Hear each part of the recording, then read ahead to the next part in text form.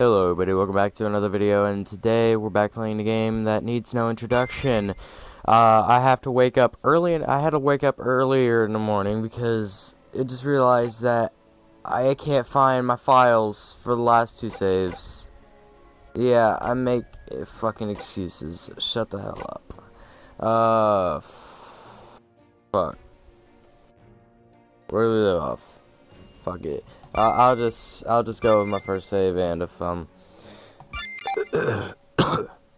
it's not it, I'll just edit the part. No, I should probably close my freaking door.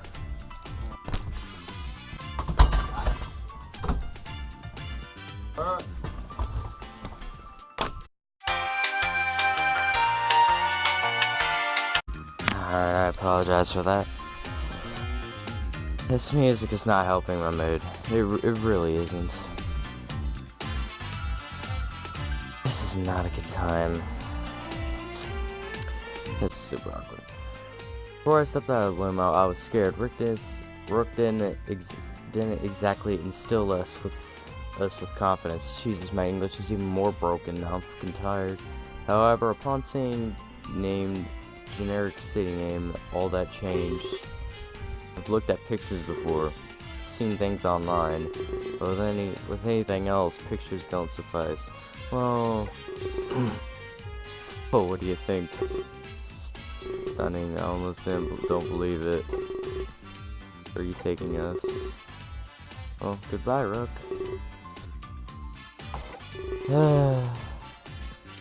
But if I didn't know already, I would. Why did I fucking lose the footage? I apologize. I'm actually pissed. Place called Arcadia. Manner of all video games there. It's all manner of yeah, fuck it. Arcadia? Well, I read about that place. It's supposed to be retro gaming. I still don't know if that's heaven or haven. It's heaven. You flatter me. What the hell? I'm telling you, the morning is the worst time to record my videos. Yet here I am. I literally have to force myself to do a 30-minute one.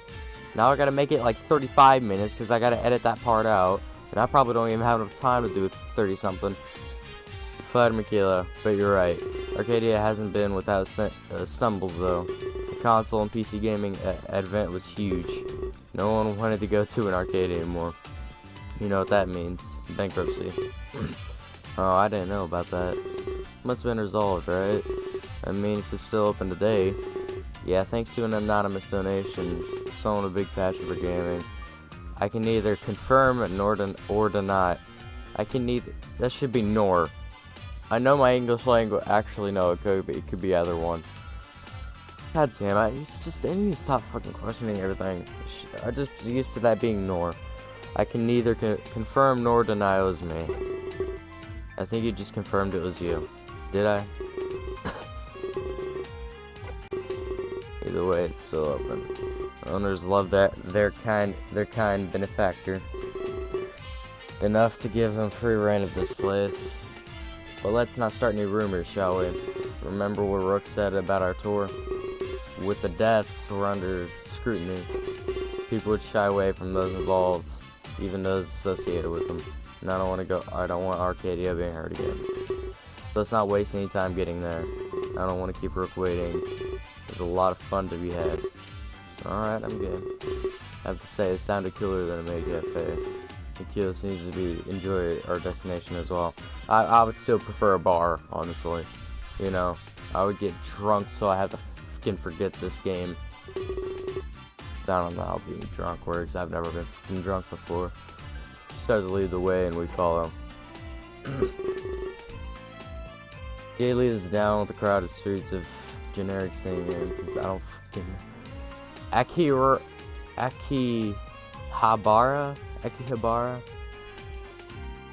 That sounds surprisingly accurate. I don't know why. I could tell why they called it Electric Town.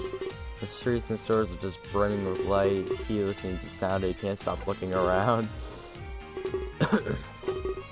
That's convenient. I thought it'd be further away. Location must be good for business. Yeah, easily accessible. A lot of tourists stop to check it out. You know, before they go deeper, and it also stands out in its own unique way. You'll see when they turn the next corner. Sure enough, I see one turn the corner.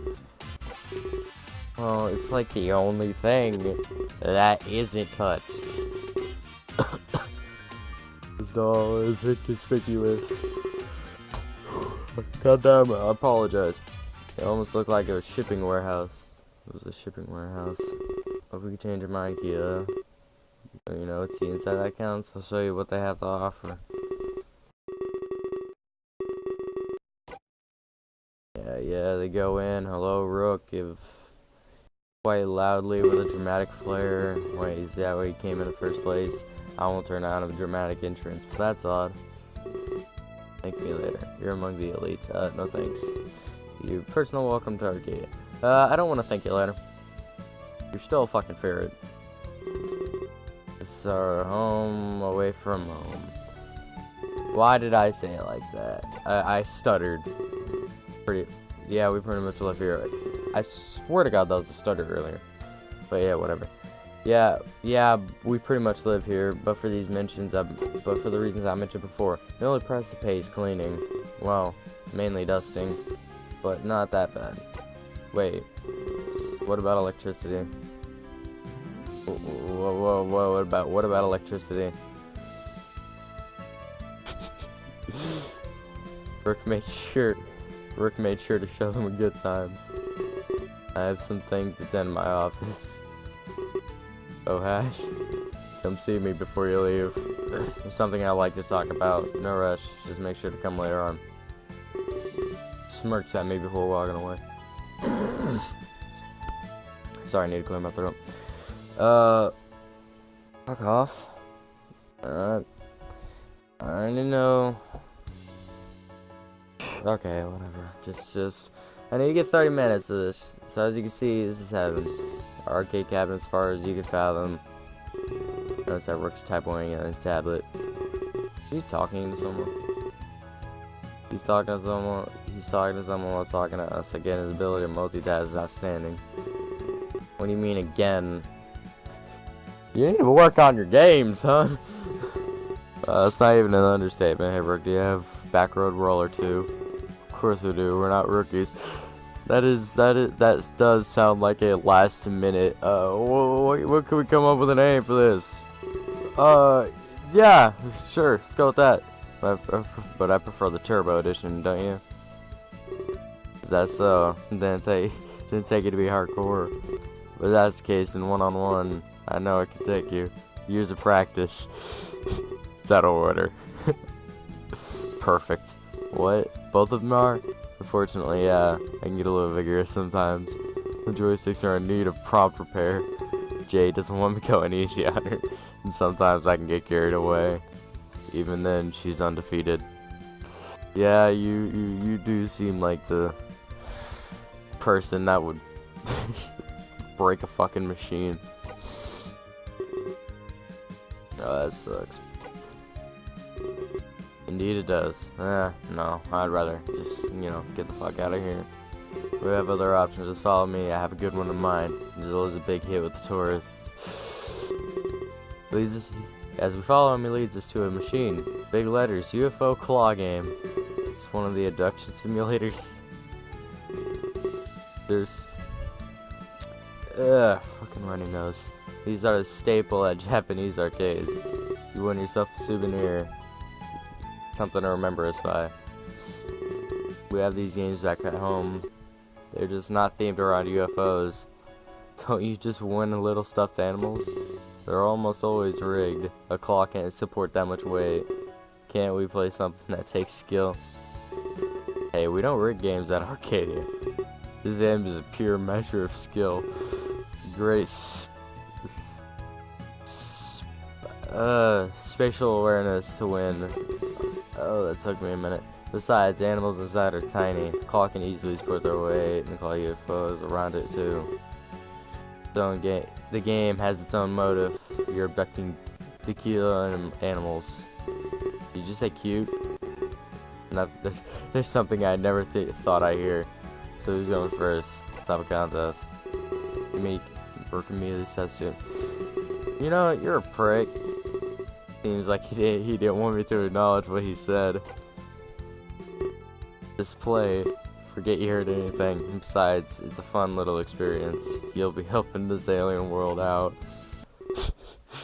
I have no choice, so I proceed to play. Apparently, as far as to have a town named Teddyville, it seems simple enough. Just need good aim. Yeah, this. And no, get that out of here. Get that out of here. It's the second time I heard that. The second time I cringed at it. That's my present issue. Some fanfare. Well, I guess I won myself a little teddy bear. That was extremely anticlimactic. Game really attracts tourists. Congrats. Not many people win so easily. Take the prize, you've earned it. And now I lean down grabbing a small bears. Yeah, cheaply made. Like almost it could fall apart at any moment. Yeah, that sounds like a teddy bear. What am I doing with my life? Ooh. I guess that was pretty cool, and not as intense as other games though. Wish those joysticks weren't broken. Well, that's life in an arcade. Most games are out of order. We don't have the luxury to pick and choose. Keep that toy safe, Ash. You always remember winning big. Most people leave here empty-handed. I don't think this qualifies as winning big. In fact, I don't think it qualifies as winning at all. This isn't something I'd really want to keep. I wonder if maybe I should give it to Keela, perhaps or do my bond with the Rook. Either way, I don't think it should stay with me. Give it to Rook, fuck it. Daddy, give it to Rook. It won't hurt. It won't hurt to try and butter him up. That's not what I meant. I probably should have kept it to myself. I really should have kept it to myself. I never want to hear that term ever again. Having on my side would be a good thing. Yeah, maybe. Maybe before I can do anything, Rook's phone rings. Is there pure good problems? Yeah. Go talk to her. Excuse me, this could be important. Go talk to whoever. Definitely show business. Yeah. So what do you think of this place? It's cool, but there's no food. I'm honestly famished. Too freaking bad. Live with it. I'm in agreement. I don't think I've eaten in like the last 12 hours. That was, of course, largely my fault. It's nice service on the plane and on the train. I wonder if Jade does anything in our office. I haven't visited her now. Should I go see her? Stay with Keela. Here we go. Here we go. Probably for the best. Who knows how long Rook will be. I'll try to win my own toy, I suppose. I wonder the same general direction Jade did. For a moment, I'm scared. This place is massive, but eventually I find a large, single stairway. This definitely leads to some sort of office space. Ugh! I slowly ascend the staircase and open the door, only hoping it leads to her office. I have a moment of doubt as I turn the knob. And I instantly see I was right. When I enter, Jade turns to me with a smile. Hello, bird person. Hey there. Didn't expect you so soon. Sorry for not being ready to receive you. I tell her that's fine, Rook was busy, so I decided to come here while I waited. Asked her what she wanted to show me in private. Well, actually, I have some questions. They might seem a little odd at first, so if you're open, please bear with me. Her question is odd. Do you believe in other worlds? You know, like a parallel universe. I stared at her dumbfoundedly. What kind of question is that? Well, let me explain it like this then. Let's say I flip a coin. Let's say it lands on heads. Do you believe there are other realities where it lands on tails? For example, where it landed on tails, I'm not sure what to say. I'll take that silence as a no. Well, allow me to continue. What if I flip it and hide the outcome? This is where it gets really interesting. Neither of us can observe the result, so it's both heads and tails at once. Until the result is revealed, we exist in both realities at once. The head's reality and the tail's realities proves existence in more realities.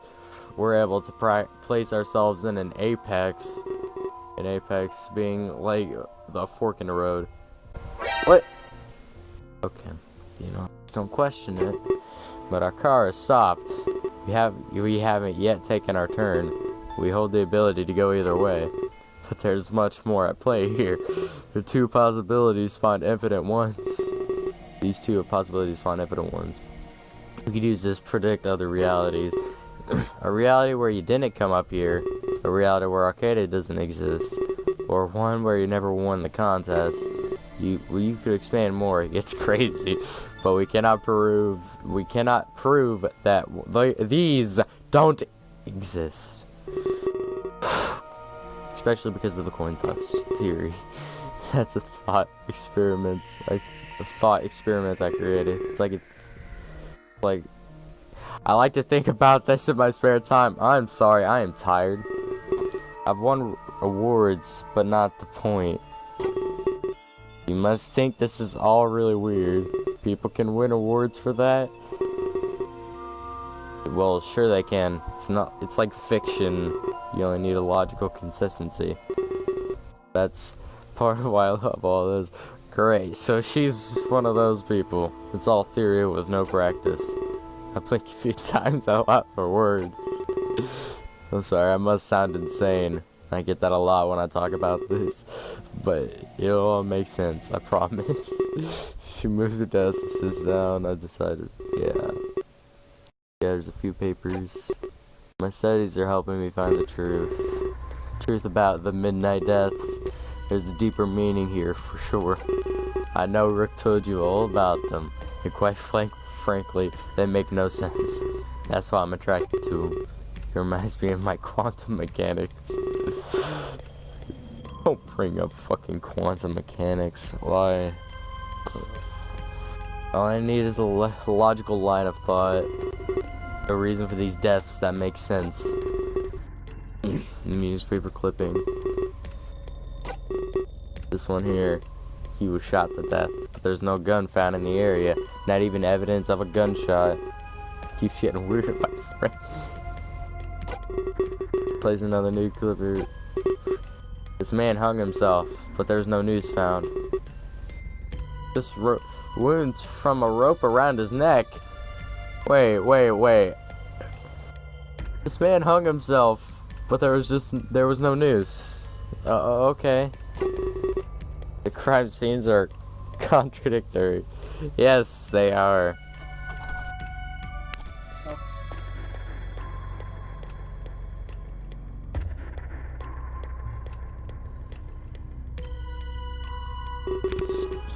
There's nothing about them that adds up. It's as if all the evidence just vanished. It really didn't make any sense. The murder corpse could have been moved for the suicide. That's where it gets tricky. You can't move after you're dead. And there's another incident here. One incredibly interesting.